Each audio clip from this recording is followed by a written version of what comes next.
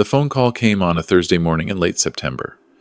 I was in my study, reviewing quarterly statements from my retirement accounts, when my estate attorney's name appeared on the caller ID. Martin Westbrook. We'd worked together for 20 years. He never called unless something required immediate attention. "Robert, I need you to come to my office today." Martin's voice carried an urgency I'd never heard before. "It's about Patricia's safe deposit box, the one we just discovered." My hand tightened on the phone. Patricia had been gone for 3 years. Pancreatic cancer. 6 months from diagnosis to the end. What safe deposit box? "I found a key among her files while reviewing your estate documents." "She never mentioned it to you?" "No, never." "Can you be here at 2 o'clock? Please come alone, Robert. What I need to show you, it's something you should see privately first." I agreed and hung up.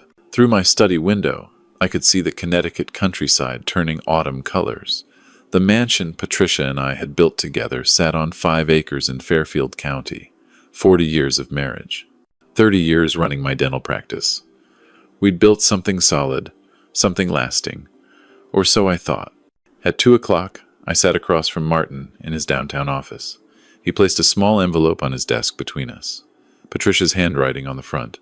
My name, nothing else. "The safe deposit box was at a branch she used before you moved to this house," Martin said quietly. "The bank only contacted me last month during a system update. They'd kept charging the annual fee to an old account." He slid the envelope toward me. Inside was a single sheet of Patricia's stationery. Her handwriting, unmistakable, dated 3 weeks before she died. "My dearest Robert," it began. "If you're reading this, I'm gone. I need to tell you something I was too weak to say when I was alive. I overheard Daniel and Marcus at the hospital 2 months ago. They thought I was asleep, but the morphine hadn't kicked in yet. They were in the hallway outside my room." My throat constricted as I read her words. Daniel said, "How much longer do you think she has?" Marcus answered, 2 months, maybe 3. Then we can work on Dad. Robert, they were planning. They have been planning since I got sick. Daniel wants you to invest in his startup. It's fake. I had a friend check. There's no real company, just a website. Marcus has gambling debts, $47,000. I saw the statements when I was looking for his insurance card to add to my hospital forms. I stopped reading, looked up at Martin. His expression was grave, sympathetic. "There's more," he said gently. I forced my eyes back to Patricia's words. "They're going to tell you they need help getting on their feet. They'll say it's temporary. They'll make you feel guilty for having money when they're struggling. But Robert, listen to me. I've watched them their whole adult lives. They've never stood on their own. We enabled them. I enabled them. I didn't want to admit it while I was alive, but I see it now from this hospital bed. Protect yourself. They're waiting for me to die so they can convince you to give them everything. Don't let them. Please. I love you. I'm sorry I wasn't stronger. Patricia." The paper trembled in my hands. I set it down carefully on Martin's desk. "When did she write this?" Martin checked his notes. "July 19th, 3 years ago. She died August 7th. 3 weeks. She'd known for months, suffered through it, written this warning, and never said a word to my face." "Is the letter enough?" I asked. "For legal purposes?" Martin leaned back in his chair. "It establishes timeline and intent. It shows she had concerns about financial exploitation. Combined with other evidence, yes, it could be very valuable. But Robert, I have to ask, has anything happened since Patricia died that aligns with what she described? I thought about the last 3 years. Daniel had moved into the basement apartment 6 months after Patricia's funeral. Temporary, he'd said. His startup needed time to get funded. Marcus had moved into the guest cottage a year ago with his wife Beth, just until they found their own place they'd promised. Neither had left. Neither paid rent. Both came to me monthly with requests. Small at first, car repairs, medical bills, credit card minimums. Then larger, business investments, debt consolidation, down payments, everything she predicted, I said slowly. Everything has happened exactly as she warned. Martin pulled a business card from his drawer. "This is David Chen, private investigator, former FBI. Very discreet. I think you should talk to him." I took the card, felt its weight. Making this call would change everything. Not making it meant ignoring Patricia's dying warning. I'll call him today. The drive home took 40 minutes. I spent them replaying memories through a new lens. Daniel visiting Patricia in the hospital, always asking about the will, about my investments, about my plans. Marcus whispering to Beth in the corner during Patricia's final days. Both of them at the funeral, somber and appropriate, accepting condolences about how hard this must be, especially financially. I'd thought they were concerned for my well-being. Patricia had known better. The mansion looked the same as always when I pulled into the circular driveway. Same elegant colonial exterior, same perfectly maintained grounds. But I saw it differently now. The basement apartment where Daniel lived with his girlfriend, Sophia. The guest cottage where Marcus and Beth had made themselves permanent residents. My home had become their free housing for years. Inside, I could hear voices from the great room, laughter, the television. I walked past without stopping, went straight to my study, closed the door, and locked it with an audible click. David Chen answered on the second ring. 3 days later, I met David at a coffee shop 20 miles from my house. Professional distance. He was mid-50s, gray hair, sharp eyes that missed nothing. "I've done preliminary research," he said, sliding a folder across the table. "Your son's digital footprint tells an interesting story." He opened the folder. Inside were printouts, screenshots, bank records, obtained through legal channels I didn't question. "Daniel's startup," Chen continued. "Venture Launch Solutions. The website looks impressive. LinkedIn profile claims 12 employees. But there's no business registration in Connecticut. No tax filings, no LLC paperwork anywhere. The address listed is a UPS store. The phone number goes to a Google Voice account. So it's completely fake. Completely. The website was built using a template, cost maybe $200. He's been showing this to potential investors, including you. He's mentioned it several times. Asked for $40,000 to bring on a developer." Chen turned to the next page. "Marcus, your younger son. This is more concerning. He has gambling accounts with 3 online poker sites. Total debt across all 3. $47,218. Exactly what your wife discovered." The number matched Patricia's letter precisely. She'd known. She'd documented it. "There's more," Chen said. "I've been monitoring their communications. With your permission, I'd like to install discreet surveillance in your home. Audio only, no video. Focused on common areas. I have a feeling if we listen, we'll hear something important." I thought about Patricia's letter, about 3 years of being used, about my own house becoming a staging ground for financial exploitation. Do it. The cameras, actually just sophisticated audio recording devices, were installed while Daniel and Marcus were out. Chen's team worked fast, professional, invisible. Smoke detectors, clock radios, picture frames, 7 devices total throughout the house, all feeding to an encrypted cloud server only Chen and I could access. For 5 days, nothing remarkable. Normal conversation, television, music. Then, on the 6th evening, I was in my study reviewing the day's recordings when I heard Daniel's voice from the great room. "I'm telling you, Marcus, we can stretch this another year easy. Maybe 2 if we play it right." Marcus laughed. "As long as Beth keeps him thinking we're looking for our own place, he actually believes we're saving up." Sophia's voice joined in. "What about the startup money? When are you going to ask again?" "Soon," Daniel replied. "But not yet. Don't want to seem desperate. The trick is making him think it's his idea to help." I sat frozen, headphones on, recording their conversation. My sons, in my house, planning how to continue manipulating me. "The thing is," Marcus said, voice lower now, "once he's gone, the estate splits between us anyway. But if we can get him to invest now, that's extra. 40,000 for Daniel's fake business, another 35 for my supposed debt consolidation. That's 75,000 on top of the inheritance." Daniel's voice. "Mom's life insurance already came through. We got that. But the big money is the house and the retirement accounts. 2.3 million total. We just need to keep playing the supportive sons for another few years." "What if he remarries?" Sophia asked. "He won't," Beth said confidently, still too devoted to Patricia's memory. That works in our favor. No new wife means no one else influencing the will. I removed the headphones, sat in silence. My study felt smaller somehow. Through the window, autumn leaves were falling. Patricia had been dead for 3 years. Our sons had been planning this since before she died. The next morning, I called Martin Westbrook. I have everything I need, I said. Audio recordings, financial evidence, Patricia's letter. I want to create an irrevocable trust, and I want to begin eviction proceedings for both residences. Martin was quiet for a moment. Robert, you understand what this means. Your relationship with your sons will be permanently damaged. They damaged it themselves. I'm just acknowledging reality. Irrevocable trust creation typically takes 3 weeks. I can fast track to 2. Eviction proceedings, for residents without a lease, require 60 days' notice in Connecticut. You'd serve them simultaneously? Yes. And Martin, I want to sue them for fair market rent for the time they've lived here. 3 years for Daniel, 2 years for Marcus, plus damages for fraud.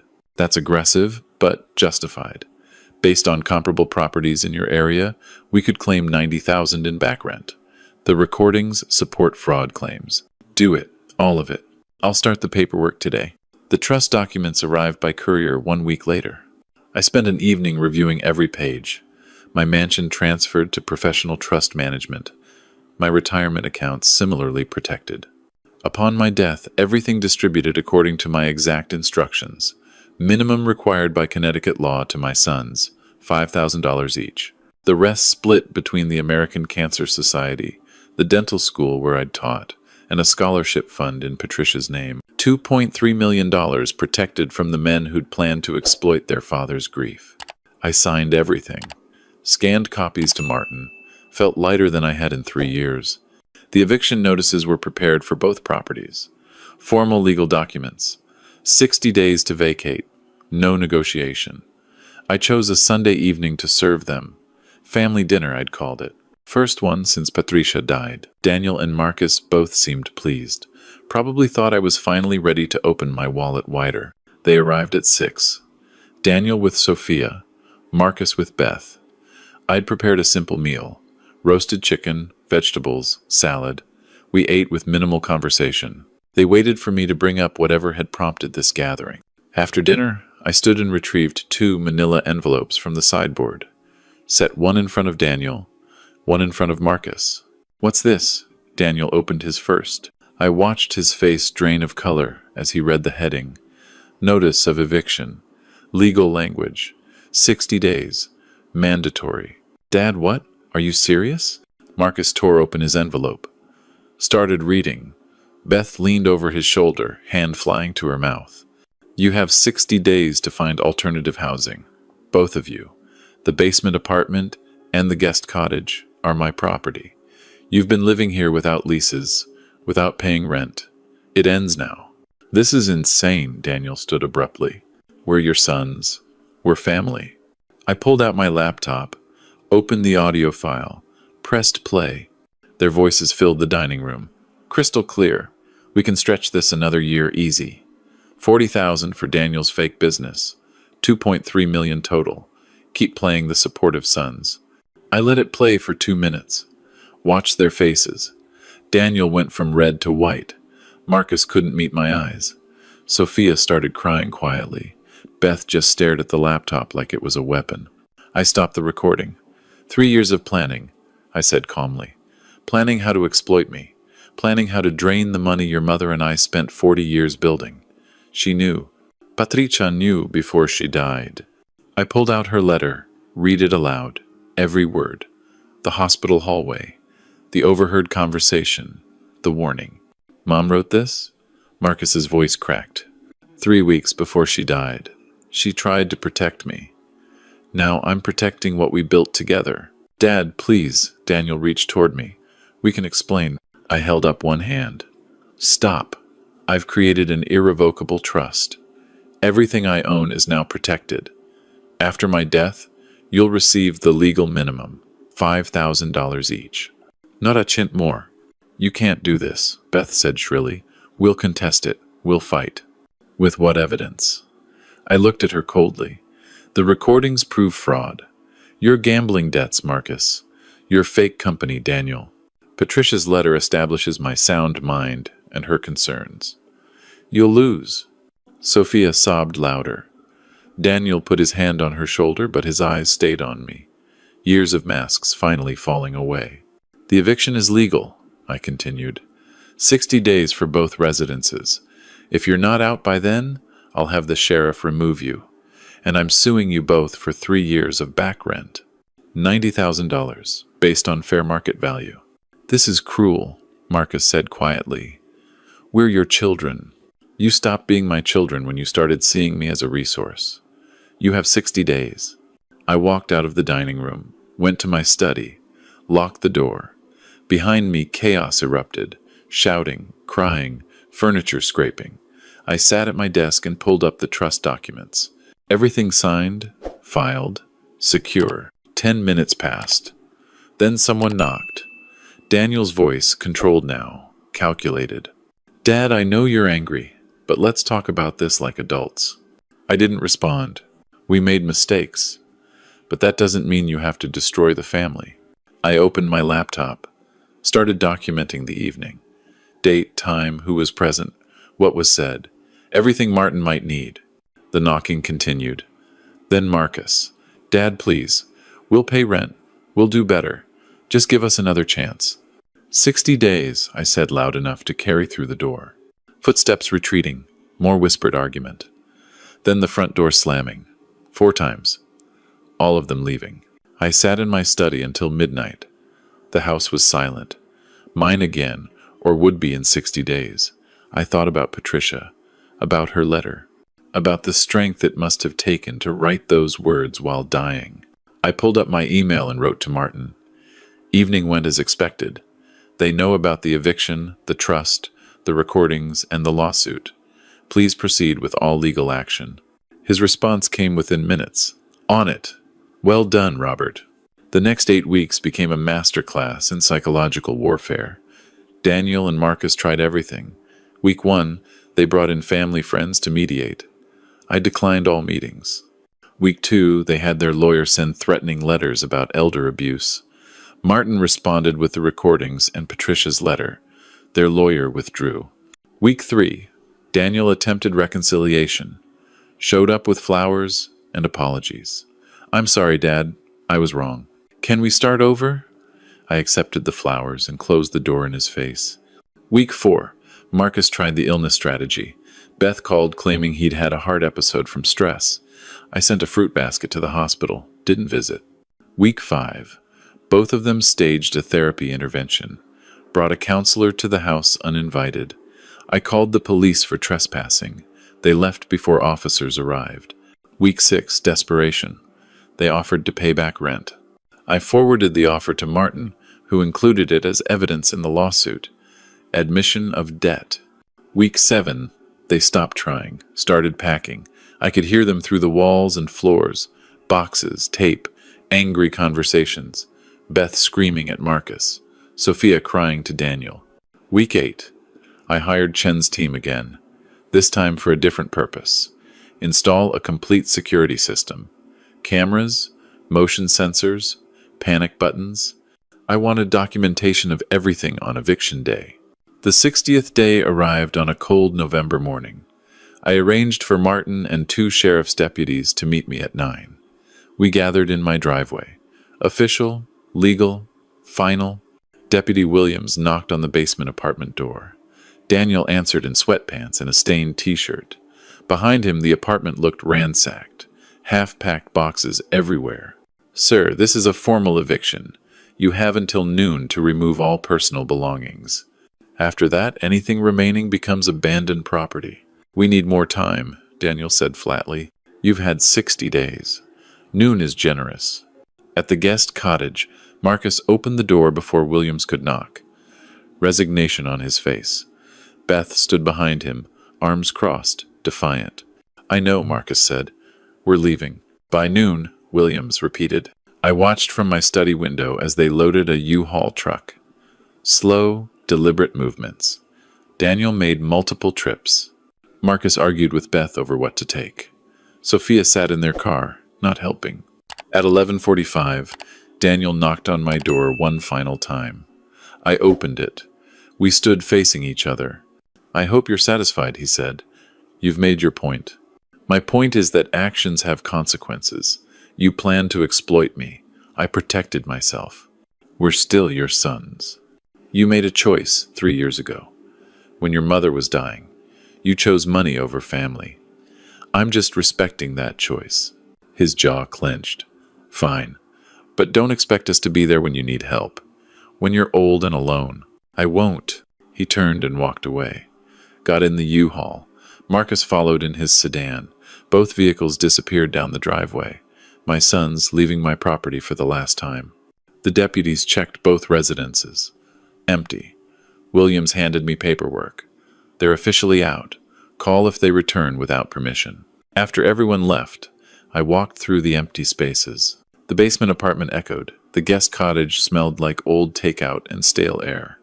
I opened windows, letting November wind clear out 3 years of occupation. My phone buzzed. Text from Daniel. "This isn't over." I deleted it, then blocked both sons' numbers. The lawsuit took 4 months. Martin handled everything. Discovery revealed more than I'd expected. Daniel had also scammed 2 of my former dental colleagues. Small investments in his fake startup. 5,000 here, 10,000 there. Marcus's gambling debts totaled more than Patricia had found. 63,000 across 5 platforms. The judge ruled in my favor. 90,000 in back rent, split between them, plus 15,000 in legal fees, court costs, fraud damages. Total judgment, $130,000. Neither had the money. The court ordered wage garnishment, 20% of anything either earned for the next decade. They declared bankruptcy within weeks, but the judgment survived. I took no pleasure in their financial destruction, only relief that Patricia's warning had been heeded. Spring came to Connecticut. The mansion felt larger with just me in it. I started traveling, places Patricia and I had planned to visit but never made time for. Portugal in April, Scotland in May. Each trip, I'd take a photo and write her a letter I'd never send. "Dear Patricia, saw the monastery you wanted to visit. You were right. It was beautiful. Thank you for warning me. Thank you for being strong enough to write that letter." I volunteered at the cancer center where she'd spent her final weeks. Helped families navigate insurance paperwork. Sat with patients during chemo. Simple work, meaningful work. Every Tuesday and Thursday morning. I sold the mansion in July. Too large for one person. Too many memories of sons who'd betrayed everything it represented. Bought a smaller place. 3 bedrooms, 2 acres, everything I needed. The estate trust remained intact. Cancer research scholarships in Patricia's name. Funding dental students who couldn't afford tuition. Legacy building instead of legacy protecting. On what would have been our 45th anniversary, I visited Patricia's grave, brought her favorite flowers, sat on the bench beside her headstone. "You were right about everything," I said aloud. "They were planning it. They were waiting for you to die. But I stopped them. I protected what we built. I'm okay now. Finally okay." The cemetery was quiet, just birds and wind through trees. I pulled out her letter, now laminated and carried in my wallet. Read it one more time. Her handwriting, her words, her final act of love. "Thank you for being stronger than me," I whispered. "Thank you for the warning." Driving home, I passed a coffee shop. On impulse, I pulled in, ordered her drink. French vanilla latte with extra foam. Sat by the window watching people pass. An older couple walked by holding hands, young family with a stroller, businessman on his phone, normal people, living normal lives. Mine wasn't normal anymore, but it was mine, protected, honest, free from the exploitation my sons had planned. That evening, my new lawyer called. Different firm, fresh start. "Mr. Chen, the cancer scholarship applications are in. We have 47 applicants. The review committee wants your input on the finalists. Send them over. I'd be honored." After we hung up, I opened my laptop. 47 students who needed help pursuing careers in healthcare. 47 chances to honor Patricia's memory the right way. Not by enabling entitled children who saw their parents as ATMs, by helping strangers who valued education and opportunity. I thought about Daniel and Marcus, wondered briefly where they'd ended up, then stopped wondering. Their choices, their consequences, their lives. Mine was here.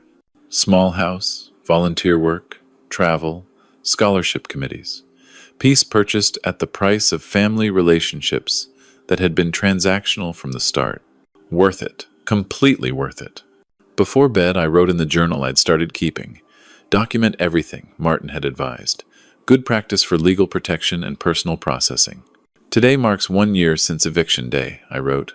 The house sold, the trust secured, the scholarships funded. Patricia's warning followed. Her memory honored. No regrets. I closed the journal and turned off the light. Outside, Connecticut summer hummed with insects and distant traffic. Normal sounds, peaceful sounds.